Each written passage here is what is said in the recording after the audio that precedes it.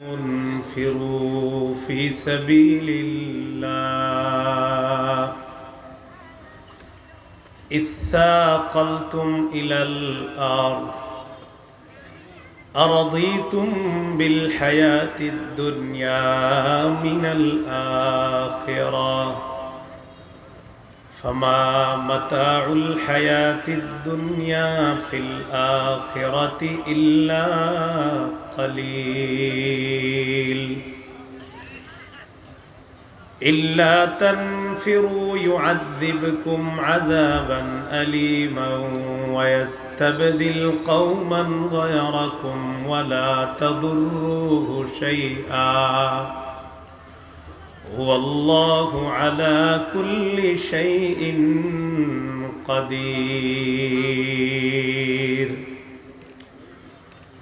وقال رسول الله صلى الله عليه وسلم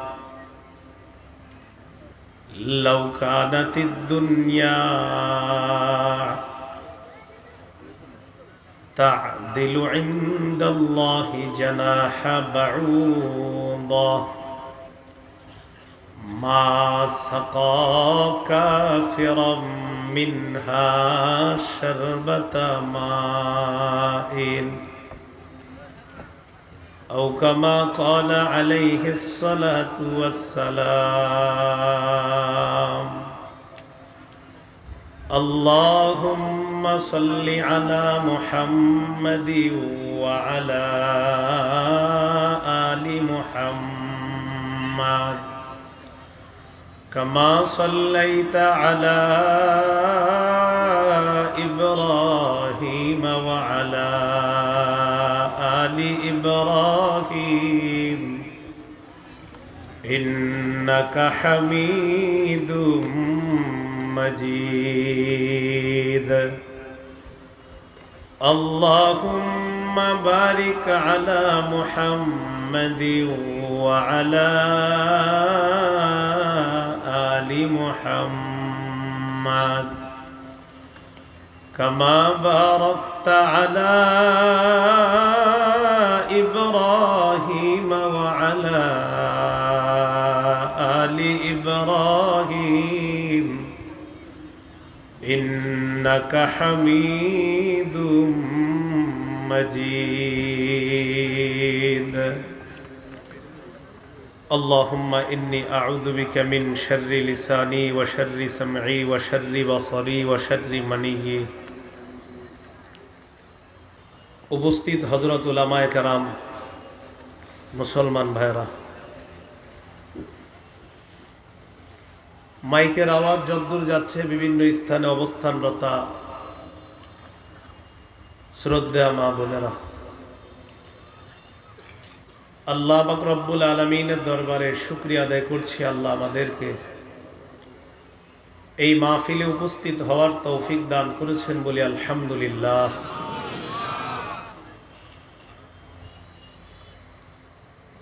আমি আপনাদের সামনে ২৬ নম্বর পারার সূরা মুহাম্মদের ৭ নম্বর আয়াতে কারিমা তেলাওয়াত করলাম। আরো একটি আয়াত তেলাওয়াত করলাম, পাশাপাশি রাসূলুল্লাহ সাল্লাল্লাহু আলাইহি সাল্লামের একটি হাদিস পেশ করলাম।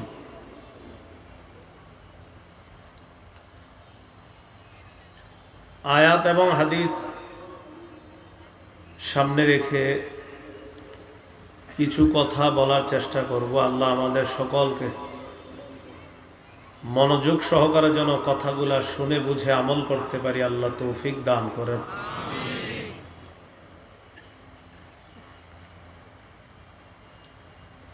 প্রথমে আমরা এখানে যারা উপস্থিত হয়েছি, পরিচয়ের দিক থেকে আমরা সবাই মুসলমান আলহামদুলিল্লাহ। ভূমিকায় কয়েকটি কথা আমরা আজকে মনে রাখব। মুসলমান বাংলাদেশী আমরা যারা আছি, বাংলাদেশের মুসলমান সহ সারা পৃথিবীর মুসলমানদের একটা কথা প্রায় ইদানিংকালে শোনা যায়, সেটা হলো যে মুসলমানদের কাছে সারা পৃথিবী এক সময় তাদের কবজায় ছিল।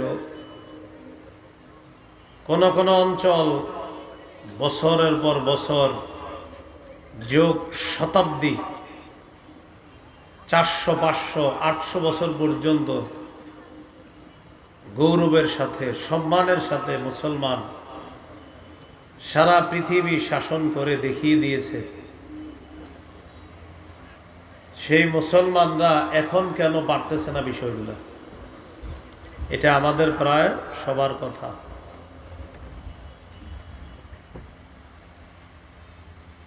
মুসলমান আমরা যারা আছি, আমাদের অধঃপতনের অনেক কারণ থাকতে পারে।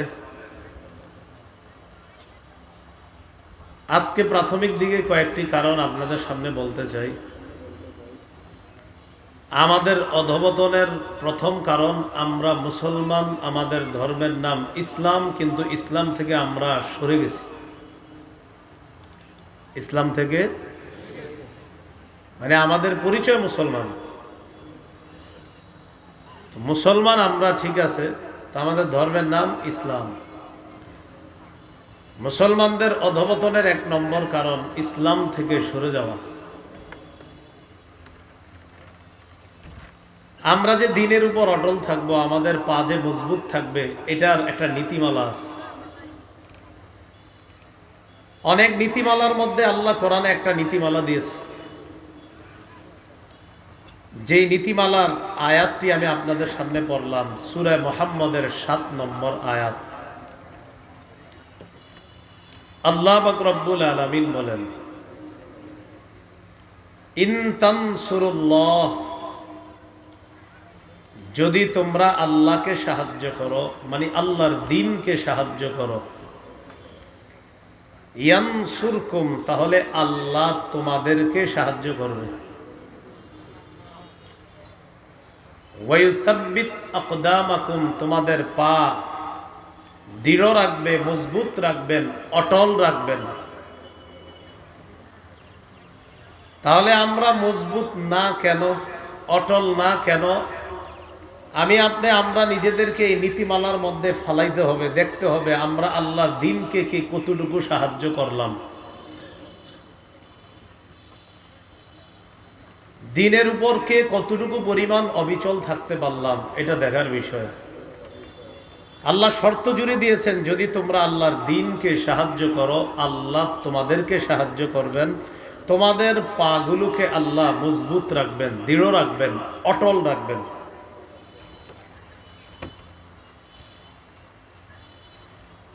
সূরা হজ 39-40 নম্বর আয়াত। আল্লাহ পাক রব্বুল আলামিন বলেন, উযিনা লিল্লাযীনা ইউকাতালুনা বিআন্নাহুম যুলিমু ওয়া ইন্নাল্লাহা আলা নাসরিহিম লাকাদির। উযিনা, অনুমতি দেওয়া হলো, লিল্লাযীনা ইউকাতালুন, যাদেরকে আক্রমণ করা হচ্ছে তাদেরকে জিহাদের অনুমতি দেওয়া হলো। যাদেরকে আক্রমণ করা হচ্ছে তাদেরকে জিহাদের অনুমতি দেওয়া হলো। কেন? বিআন্নাহুম যুলিমু, কারণ যাদেরকে আক্রমণ করা হচ্ছে, বিআন্নাহুম যুলিমু, তাদের প্রতি জুলুম করা হয়েছে, তারা মাজলুম। এই আয়াতে উদ্দেশ্য হলো মক্কার 13 বছর ইউকাতালুনা, শুধু আক্রমণ করা হয়েছে মুসলমানদের উপর। 13 বছর শুধু আক্রমণ করা হয়েছে। সবর এবং সংযমের মাধ্যমেই জবাব দেওয়া ছাড়া আর কোনো অনুমতি ছিল না মুসলমানদের। 13 বছর শুধু সংযম আর সবর, এটাই জবাব। আক্রমণের জবাব কি? সবর, সংযম। 13 বছর পর উযিনা লিল্লাযীনা ইউকাতালুনা, যাদেরকে আক্রমণ করা হচ্ছে তাদেরকে জিহাদের অনুমতি দেওয়া হলো। কেন? বিআন্নাহুম যুলিমু, কারণ তাদের প্রতি অবিচার করা হয়েছে, জুলুম করা হয়েছে। তারা নির্যাতনের শিকার, তারা মাজলুম। ওয়া ইন্নাল্লাহা আলা নাসরিহিম লাকাদির। যারা মাজলুম, যাদের উপর আক্রমণ করা হয়েছে, তারা সংখ্যায় কম বেশি কোনো ব্যাপার না। আল্লাহ এই সংখ্যা, এটা কম হোক আর বেশি হোক, তাদেরকে বিজয়ী করতে আল্লাহ সক্ষম। তাদেরকে বিজয়ী করতে আল্লাহ সক্ষম। আল্লাযীনা উখরিজু মিন দিয়ারিহিম বিগাইরি হাক্কিন ইল্লা আন ইয়াকুলু রাব্বুনাল্লাহ। যাদেরকে অন্যায়ভাবে তাদের ঘর থেকে বের করে দেওয়া হয়েছে, সাহাবায়ে কেরামকে বের করে দেওয়া হয়েছে, নিজেদের সম্পদ বাড়িঘর সব থেকে তাদেরকে বের করে দেওয়া হলো, বিগাইরি হাক্কিন, অন্যায়ভাবে। অপরাধ কি ছিল? ইল্লা আইয়াকুলু রাব্বুনাল্লাহ। শুধুমাত্র এই কারণে তাদেরকে অন্যায়ভাবে তাদের ঘর বাড়ি থেকে বের করে দেওয়া হলো, তারা বলেছে আমাদের রব হলেন আল্লাহ। বলেন আমাদের রব কে? বাস এটা কেন বলছে? এই কারণে 13 বছর নির্যাতন করা হয়েছে, 13 বছর জুলুম করা হয়েছে, ঘর বাড়ি থেকে বের করে দেওয়া হয়েছে। অপরাধ, তারা বলছে আমাদের রব আল্লাহ। এবার আল্লাহ বলেন ওয়ালাউলা দাফউল্লাহিন নাস বা'দাহুম বিবা'দিল লাহুদ্দিমাত সাওয়ামি'ু ওয়া বি'আউ ওয়া সালাওয়াত ওয়া বি'আউ ওয়া সালাওয়াতু ওয়া মাসাজিদু ইউযকারু ফীহা ইসমুল্লাহি কাসীরা। যদি আল্লাহ একদল মানুষ, এই একদল মানুষের মাধ্যমে অপর দলকে প্রতিহত না করতেন, জিহাদের বিধান দেওয়ার পর, জিহাদের বিধান দেওয়ার মাধ্যমে একদল মানুষের দ্বারা আরেক দল মানুষকে যদি আল্লাহ প্রতিহত না করতেন, লাহুদ্দিমাত সাওয়ামি'ু ওয়া বি'আউ ওয়া সালাওয়াত ওয়া মাসাজিদু ইউযকারু ফীহা ইসমুল্লাহি কাসীরা। লাহুদ্দিমাত, ধ্বংস করে দেওয়া হতো, নিশ্চিহ্ন করে দেওয়া হতো। সাওয়ামি'ু, খ্রিস্টানদের আশ্রম। সৌমা এর বহুবচন সাওয়ামি'। খানকা বা আশ্রমকে বলা হয় সৌমা, এর বহুবচন হলো সাওয়ামি'। আল্লাহ বলেন খ্রিস্ট ধর্ম যখন দুনিয়াতে ছিল, তখনও যদি একদল খারাপ মানুষকে আরেক দল ভালো মানুষের মাধ্যমে আমি আল্লাহ প্রতিহত না করতাম, ওই খারাপ মানুষগুলা আশ্রমগুলাকে উড়িয়ে দিত, ওয়া বিয়াউ, গির্জা উড়িয়ে দিত, ওয়া সালাওয়াত, ইহুদিদের উপাসনালয়, এগুলাও ধ্বংস করে দেওয়া হতো, ওয়া মাসাজিদ, মুসলমানদের মসজিদগুলাও ধ্বংস করে দেওয়া হতো।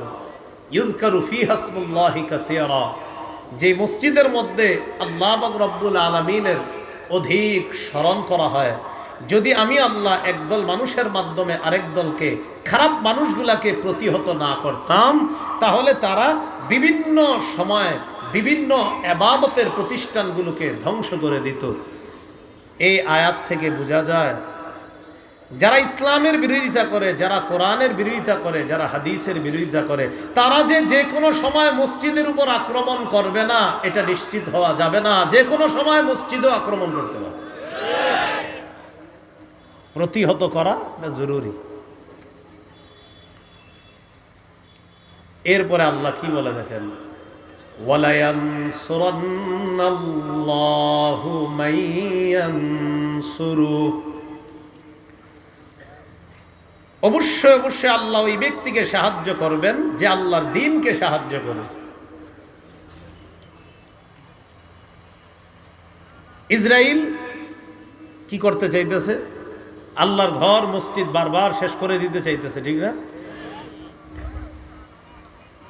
ইসরাইলকে প্রতিহত করার জন্য মাঝে মাঝে তাদের উপর যে হামলাগুলো হয়, যারা হামলা চালায়, সারা পৃথিবীর মুসলমান সহ সারা পৃথিবীর নির্যাতিত যত মানুষ আছে সবাই এক চেটিয়াভাবে ইসরায়েলের বিরুদ্ধে যারা বলবে তাদের সমর্থন করতে হবে।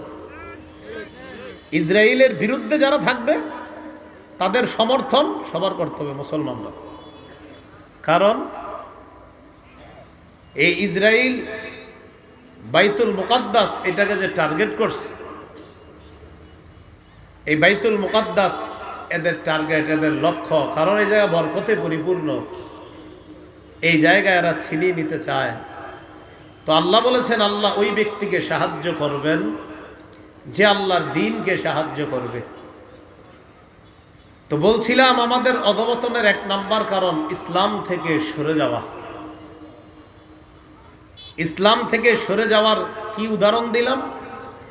আল্লাহর দ্বীন, কোথাও কেউ আল্লাহর দ্বীন নিয়ে কথা বলবে, উল্টাপাল্টা করবে, বিরোধিতা করবে, আর আপনি ওই ব্যাপারে চুপ থাকবেন, তো বুঝতে হবে আপনার ভিতরে সমস্যা আছে। চুপ থাকা যাবে না, বড় আল্লাহর দ্বীনকে যেইভাবে হোক, যেভাবে পারা যায় সকলে মিলেমিশে সহযোগিতা করতে হবে। তাহলে আল্লাহ ইসলামের উপর অটল রাখবে, এই ওয়াদা আল্লাহ করছে। ইন্নাল্লাহা লাকাবিয়্যুন আজিজ, নিশ্চয় আল্লাহ মহাশক্তিধর, আজিজ, মহাপরাক্রমশালী। আল্লাহর দ্বীনকে আমরা যেভাবে পারি,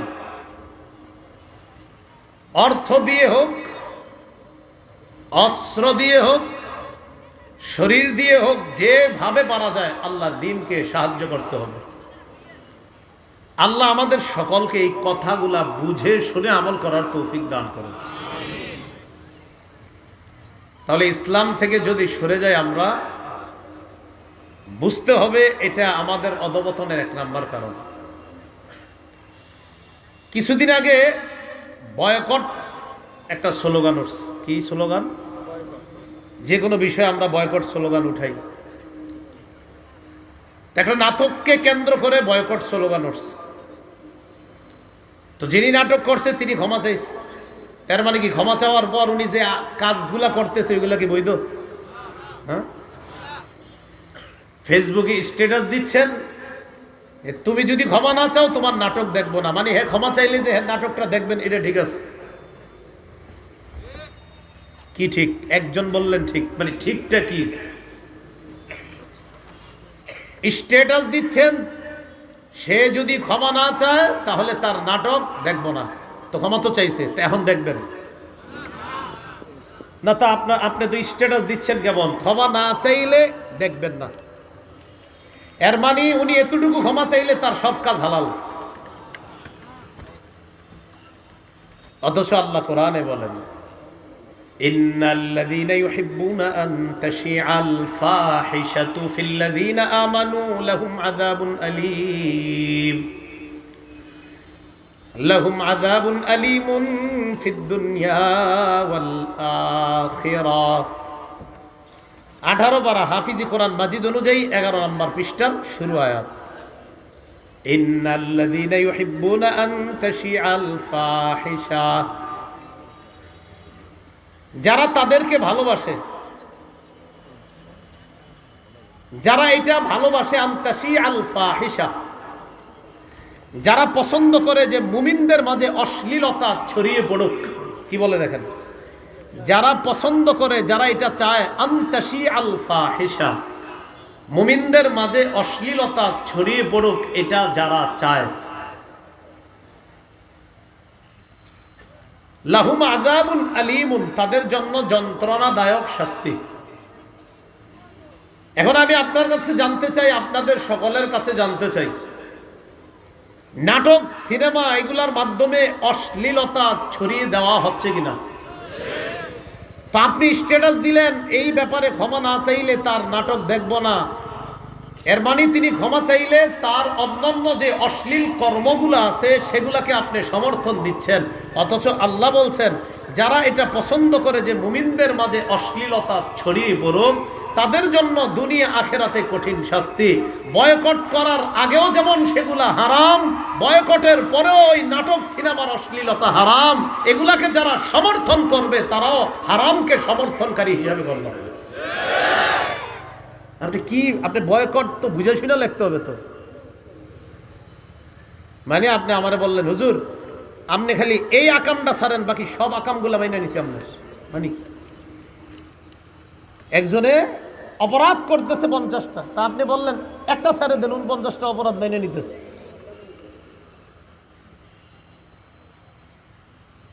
এই জন্য আপনারা সাহস করে লাগবেন বয়কট অশ্লীলতা। কি লিখবেন? হ্যাঁ এইটা লিখেন। তো বলছিলাম আমাদের অদব